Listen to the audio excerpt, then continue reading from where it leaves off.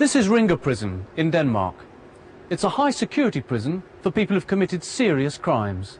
But there are only 86 prisoners here. It's the smallest prison in a country with a small prison population. Sentences are shorter. In Denmark, prison is the last resort, not the first option. But that doesn't make them soft on crime. Reoffending rates are lower. Here, it seems, you can punish people without brutalizing them.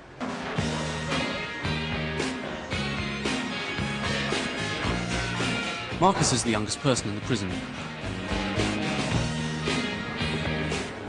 It's 7 o'clock in the morning and he's just woken up.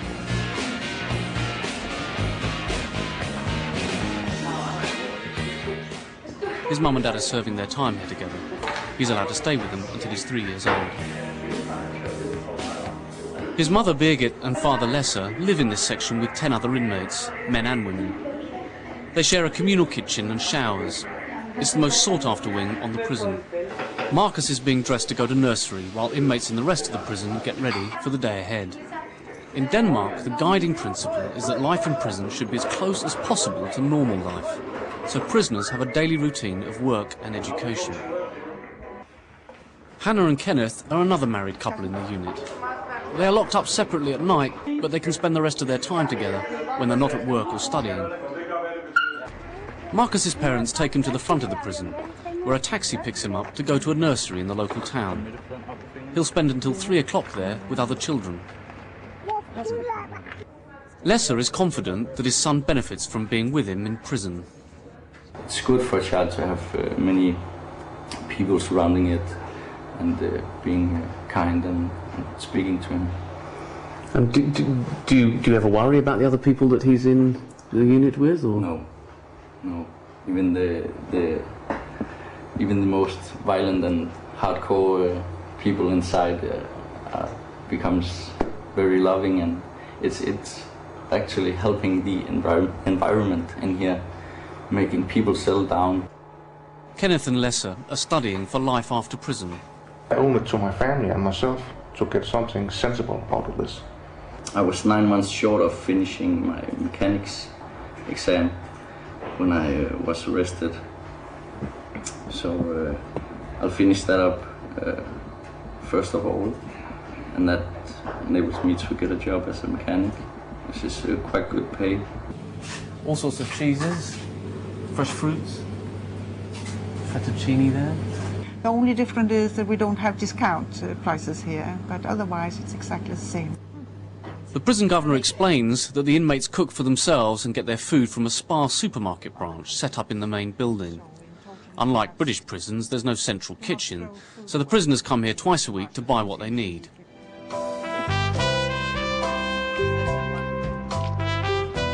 Almost all aspects of normal life have their place in Ringer Prison. After finishing work, most of the prisoners mill about on the rec. Here, men and women are allowed to form relationships and can arrange private visits to each other's cells. Hannah explains how the rules work. You have to be together for 3 or 4 weeks, and you have to show it to the guards that you are together. You have to go and walk around holding hands and be kissing outside, and then you both have to apply to the visit. It has to be from both sections. To avoid pressure. Yeah. And how often can you have these visits? Every day, I think. Yeah. So it seems like taking the concept of a normal life too far to say you can have sex with each other. Yeah, but if you have a long sentence, you have to do something, you know. Some people are together for throughout their entire sentence and happy together. Others just for the sex, perhaps. But I think people is very honest about that.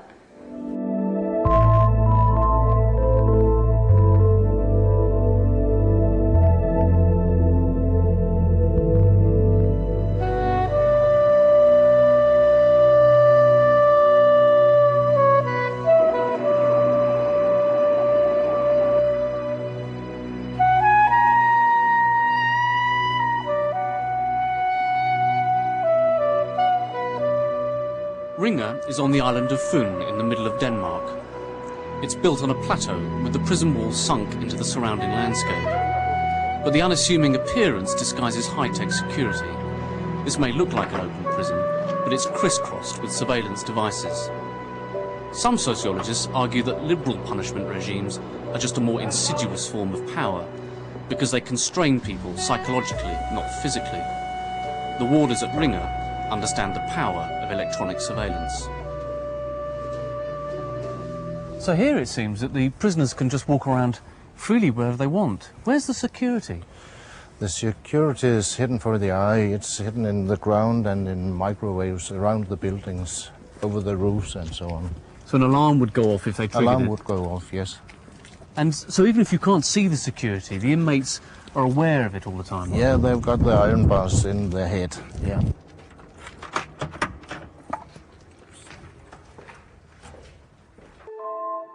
Denmark imprisons 77 people out of every 100,000. In Britain, it's twice that rate, 147 out of every 100,000. Denmark spends more per prison place, but for half as many people. Custodial sentences are also shorter for most crimes in Denmark. On average, they're half as long as in Britain, 6 months compared to 13 months.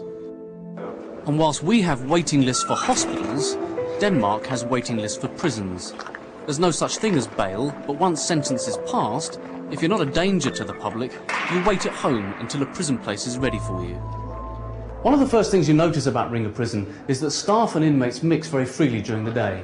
By law, Danish prisons can't be overcrowded, and that means that prison guards aren't spending all their time dealing with abusive prisoners, containing difficult situations, and just trying to keep a lid on numbers. Their interactions are much better with the inmates, and they focused on trying to ensure that when prisoners leave prison, they don't reoffend. Only a handful of under-18s are held in Danish prisons. The rest are in social service units.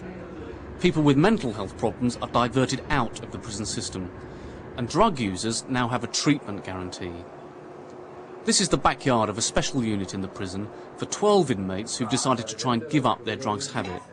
It's like a tzatziki or something. If they stay clean, they become eligible for early release. But if they take drugs, they get sent back to the main prison. When someone leaves Ringer at the end of their sentence, they're given a place to live, help to get a job, or a grant to study. They don't leave prison until their local council has got all these lined up. Kenneth spent 2.5 years in the drugs-free unit. He's now studying at college and remains drug-free. How important has the ongoing support you've had from Ringer Prison been when you've been out in the community? It's been really important to me because I could call my contact person and talk to her, and then she could give me inputs to me so I don't do it. And that is a big help for me.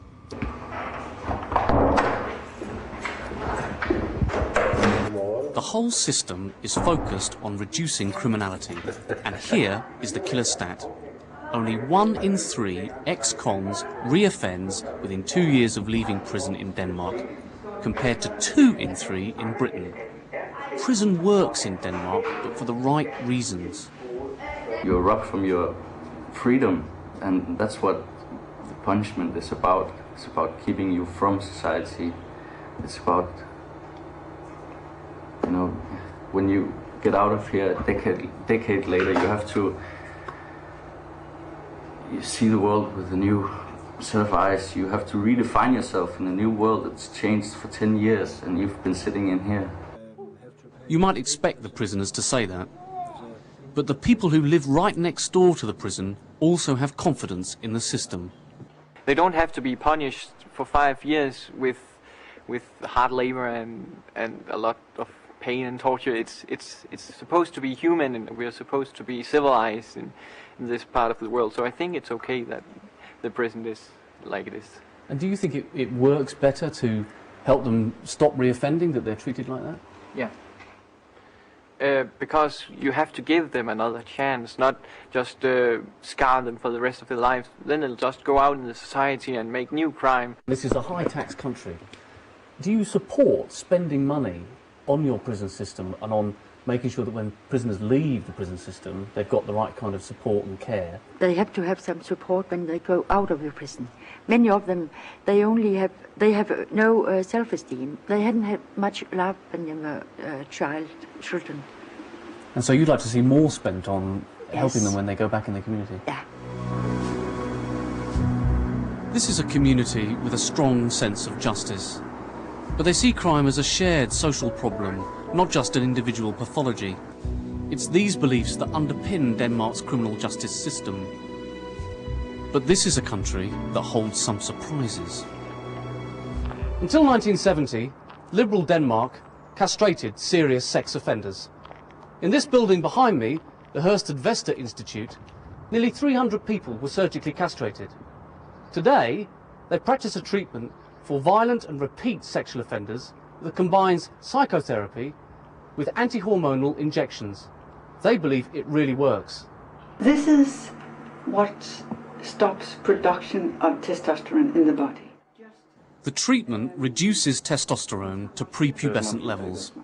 It's a form of chemical castration. Every second week, so for every fortnight they need to take those ones. After serving 16 years for violently raping 3 different women, this man is now being treated, and he claims it's changing him. I think about what I did before, and I don't ever want to end up in the same situation. So the thoughts and feelings you had towards women in the past, you don't have anymore? That's right. I wish I could start again, but it's too late, so I have to work on my feelings. When I talk to women, it's positive compared to the past. So the kinds of things you did for which you were sent to prison, you couldn't conceive of doing those again? No, I don't think so. Well, we have examined the clients receiving this treatment from 89 until 2000, and no one has relapsed into serious sexual crimes or violence. Big thing in the United States now is I was on the run living in Paris for 1 year, and then about 3 years in Canada. Before I came home, I chose myself to come home because I kind of had a lot of things to do here in Denmark, you know, and I didn't want to spend the rest of my life on the run. Denmark's most famous criminal is a Hells Angel called Juncker.